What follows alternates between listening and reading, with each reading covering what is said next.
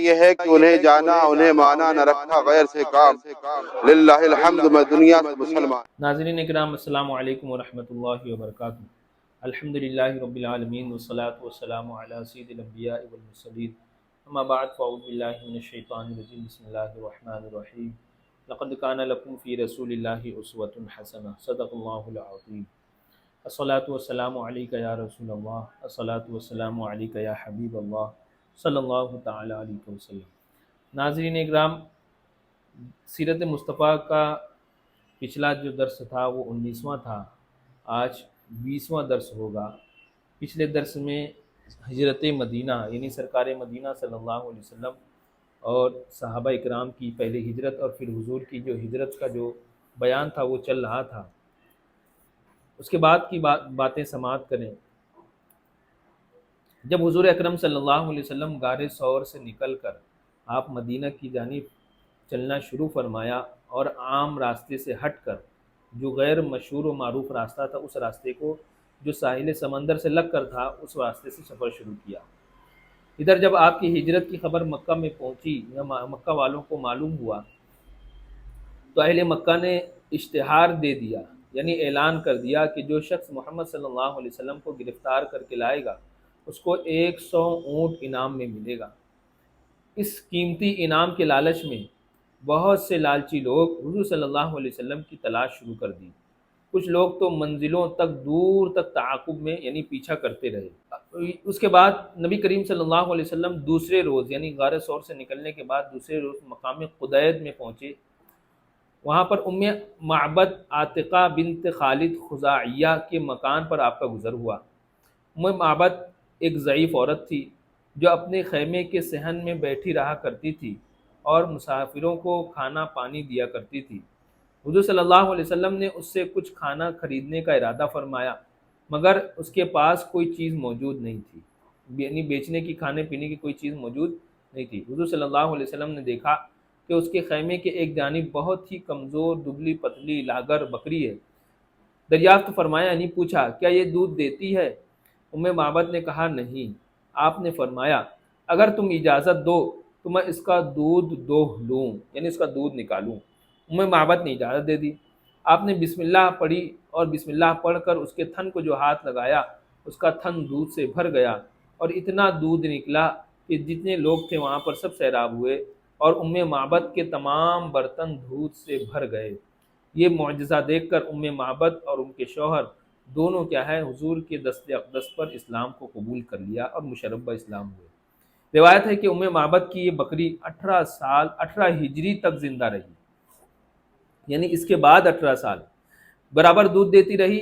اور حضرت عمر فاروق رضی اللہ تعالیٰ عنہ کے دور خلافت میں جب عام الرمادہ کا سخت قحط پڑا، تمام جانوروں کا تھن خشک ہو گیا، اس وقت بھی یہ بکری برابر صبح و شام دودھ دیتی رہی۔ تو حضور صلی اللہ علیہ وسلم کی معجزے کی برکت کہ ایک بکری جو پہلے ہی کمزور ہو چکی تھی وہ اس کے بعد بھی 18 سال تک دودھ دیتی رہی۔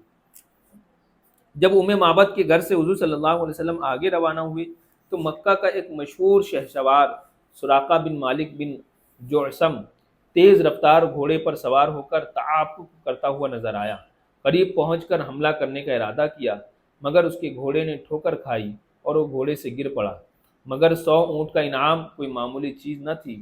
انعام کی لالچ میں اس نے اسے دوبارہ ابھارا، وہ حملے کی نیت سے پھر آگے بڑھا تو حضور صلی اللہ علیہ وسلم کی دعا سے پتھریلی زمین میں اس کے گھوڑے کا پاؤں گھٹنوں تک زمین میں دھس گیا، یعنی جیسے ہی وہ پکڑنے کا ارادہ کیا یا حملہ کرنے کا ارادہ کیا، حضور صلی اللہ علیہ وسلم نے دعا فرمائی تو اس کے گھوڑے کا پاؤں جو پتھریلی زمین تھی، ریتیلی زمین نہیں، پتھریلی زمین میں اس کا گھوڑے کا پاؤں گھٹنے تک دھس گیا۔ سراقہ یہ معجزہ دیکھ کر خوف و دہشت سے کانپنے لگا، امان امان پکارنے لگا۔ رسول کریم صلی اللہ علیہ وسلم کا دل رحم و کرم کا سمندر تھا۔ سراقہ کی لاچاری اور گیرہ وزاری کا آپ کا دریائے رحمت جوش میں آیا، دعا فرمائی تو زمین نے اس کے گھوڑے کو چھوڑ دیا۔ اس کے بعد سراقہ نے عرض کیا کہ مجھ کو امن کا پروانہ لکھ دیجئے۔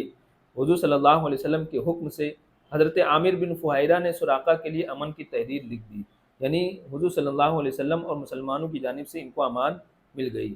سراقہ نے اس تحریر کو اپنے ترکش میں رکھ لیا۔ ترکش یعنی وہ جو جس میں تیر رکھا کرتے تھے پیچھے ماہرین جو ہوتے تھے، اور واپس لوٹ گیا۔ راستے میں جو شخص بھی حضور صلی اللہ علیہ وسلم کے بارے میں دریافت کرتا تو سراقہ یہ کہہ کر ان کو لوٹا دیتے کہ میں نے بڑی دور تک بہت تلاش کیا مگر حضور صلی اللہ علیہ وسلم اس طرف نہیں ہے۔ واپس لوٹتے ہوئے سراقہ نے کچھ سامان سفر بھی حضور کی خدمت میں بطور نذرانہ پیش کیا مگر حضور صلی اللہ علیہ وسلم نے اس کو قبول نہیں فرمایا۔ سراقہ اس وقت تک مسلمان تو نہیں ہوئے مگر حضور صلی اللہ علیہ وسلم کی عظمت نبوت اور اسلام کی صداقت کا سکہ ان کے دل میں بیٹھ گیا۔ جب حضور صلی اللہ علیہ وسلم نے فتح مکہ فرمایا اور جنگ طائف و حنین سے فارغ ہو کر مقام جعرانہ میں پڑاؤ کیا تو سراقہ اسی پروانہ امن کو لے کر بارگاہ نبوت میں حاضر ہوئے اور اپنے قبیلے کی بہت بڑی جماعت کے ساتھ اسلام قبول کیا۔ واضح رہے کہ یہ وہی سراقہ بن مالک ہیں جن کے بارے میں حضور صلی اللہ علیہ وسلم نے اپنے علم غیب سے غیب کی خبر دیتے ہوئے یہ ارشاد فرمایا تھا، اے سراقہ تیرا کیا حال ہوگا اس وقت جب تجھ کو ملک فارس کے بادشاہ کسریٰ کے دونوں کنگن پہنائے جائیں گے۔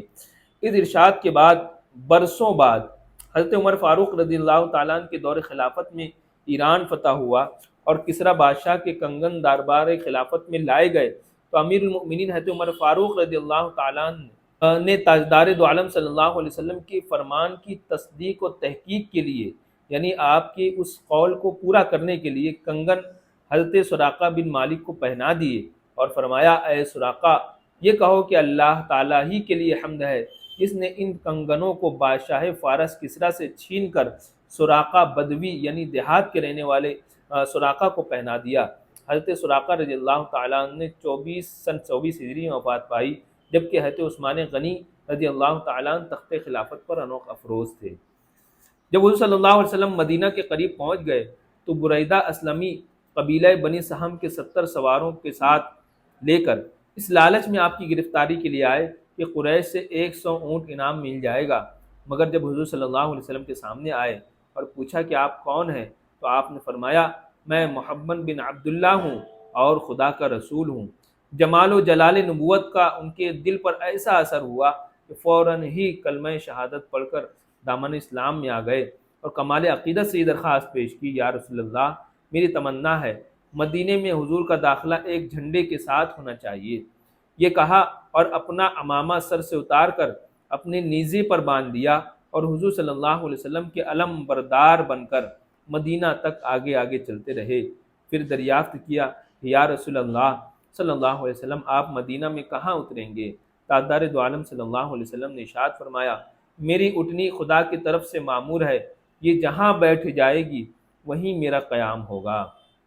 اس سفر میں حسن اتفاق سے حضرت زبیر بن عوام رضی اللہ تعالیٰ عنہ سے ملاقات ہو گئی جو حضور صلی اللہ علیہ وسلم کی پھوپھی حضرت صفیہ رضی اللہ تعالیٰ عنہ کے بیٹے ہیں۔ یہ ملک شام سے تجارت کا سامان لے کر آ رہے تھے۔ انہوں نے حضور اقدس صلی اللہ علیہ وسلم حضرت ابوبکر صدیق کی خدمت میں چند نفیس کپڑے بطور نذرانہ پیش کیے جن کو تاجدار دو عالم صلی اللہ علیہ وسلم اور حضرت ابوبکر صدیق رضی اللہ تعالیٰ عنہ نے قبول فرمایا۔ حضور اکرم صلی اللہ علیہ وسلم کی آمد کی خبر چونکہ مدینہ میں بہت پہلے ہی سے پہنچ چکی تھی، عورتوں اور بچوں تک کی زبان پر آپ کی تشریف آوری کا چرچا تھا اور ان کا ذکر تھا، اس لیے اہل مدینہ آپ کے دیدار کے لیے انتہائی مشتاق و بے قرار تھے۔ روزانہ صبح سے نکل کر شہر کے باہر سراپا انتظار بن کر استقبال کے لیے تیار رہتے تھے، اور جب دھوپ تیز ہو جاتی تو حسرت و افسوس کے ساتھ اپنے گھروں کو لوٹ جاتے۔ ایک دن معمول کے مطابق اہل مدینہ آپ کی راہ دیکھ کر واپس جا چکے تھے۔ اچانک ایک یہودی نے اپنے قلعے سے دیکھا تاجدار دو عالم صلی اللہ علیہ وسلم کی سواری مدینہ کے قریب آ پہنچی۔ اس نے باواز بلند پکارا، اے مدینہ والو، لو تم جس کا روزانہ انتظار کرتے تھے وہ رحمت کا قافلہ آ چکا۔ یہ سن کر تمام انصار بدن پر ہتھیار سجا کر اور وجد اور شادمانی سے بے قرار ہو کر دونوں عالم کے تاجدار کا استقبال کرنے کے لیے اپنے اپنے گھروں سے نکل پڑے، اور نعرے تکبیر کی آوازوں سے پورا مدینہ شہر گونج چکا۔ مدینہ منورہ سے 3 میل کے فاصلے پر جہاں آج مسجد قباء بنی ہوئی ہے، 12 ربیع الاول شریف کو حضور صلی اللہ علیہ وسلم وہاں رونق افروز ہوئے۔ قبیلہ عمرو بن عوف کے خاندان میں حضرت کلثوم بن ہدم کے مکان پر تشریف فرما ہوئے اور اہل خاندان نے اس فخر و شرف پر دونوں عالم کے میزبان ان کے مہمان بنے۔ اللہ اکبر کا پرجوش نعرہ مارا۔ چاروں طرف سے انصار جوش مسرت میں آتے، بارگاہ رسالت میں صلاۃ و سلام کا نذرانہ عقیدت پیش کرتے۔ اکثر صحابہ کرام جو حضور سے پہلے ہجرت کر کے مدینہ آ چکے تھے، وہ لوگ بھی اسی مکان میں ٹھہرے ہوئے تھے۔ حضرت علی بھی کرم اللہ تعالی وجہ الکریم بھی حکم نبوی کے مطابق قریش کی امانتیں لوٹا کر تیسرے دن مکہ سے چل پڑے تھے۔ وہ بھی مدینہ آ گئے اور اسی مکان میں قیام فرمایا، اور حضرت کلثوم بن ہدم اور ان کے خاندان والے ان تمام مقدس مہمانوں کی مہمان نوازی میں دن رات مصروف رہنے لگے۔ اللہ اکبر۔ عمرو بن عوف کے خاندان میں حضرت سید الانبیاء و سید الاولیاء و صالحین صحابہ کے نورانی اجتماع سے ایسا ماحول بن گیا کہ غالباً چاند و سورج ستارے حیرت کے ساتھ اس مجمع کو دیکھ کر زبان حال سے کہتے ہوں گے کہ یہ فیصلہ مشکل ہے، آج انجمن آسمان زیادہ روشن ہے یا حضرت کلثوم بن ہدم کا مکان زیادہ روشن ہے۔ شاید خاندان عمرو بن عوف کا بچہ جوش مسرت سے مسکرا کر زبان حال سے یہ نغمہ گاتا ہوگا کہ ان کے قدم پہ میں نثار، جن کے قدوم ناز نے اجڑے ہوئے دیار کو رشک چمن بنا دیا۔ تو یہ تھا حضور صلی اللہ علیہ وسلم کا مدینہ کی جانب ہجرت کرنا۔ یہ پیارے آقا علیہ الصلوۃ والسلام کی مکی زندگی کا مکمل اختتام ہوا۔